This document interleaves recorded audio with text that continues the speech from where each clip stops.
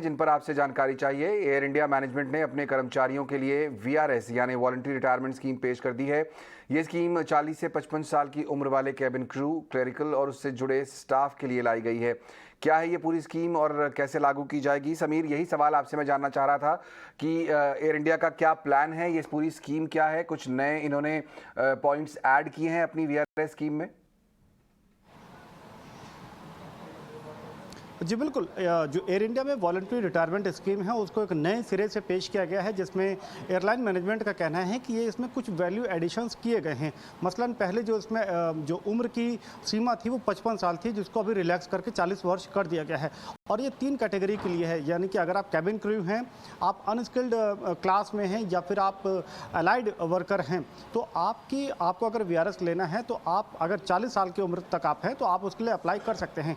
तो इसके लिए एज की एलिजिबिलिटी को रिलैक्स किया है, उसको 55 से घटा करके 40 कर दिया है।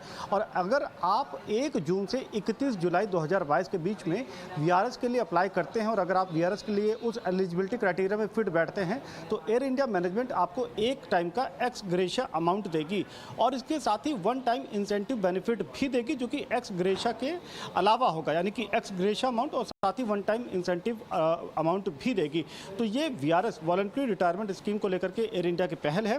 अगर इसकी बड़ी तस्वीर देखा जाए तो कुछ यूं है कि एयर इंडिया अब चूंकि टाटा ग्रुप के हाथ में है, उनकी कोशिश ये है कि वो डोमेस्टिक के साथ साथ इंटरनेशनल रूट पर इंटरनेशनल सेक्टर में काफ़ी अग्रेसिवली आक्रामक रूप से आगे बढ़े और उसमें वो फ्रेश एनर्जी, नई एनर्जी लाना चाहते हैं। यही वजह है कि अगर आप देखें तो एक तरफ वीआरएस की वो बात करते हैं तो दूसरी तरफ देश के अलग अलग शहरों में वो रिक्रूटमेंट ड्राइव भी चलाते हैं और जिसमें कैबिन क्रू के लिए रिक्रूटमेंट वगैरह की जा रही है।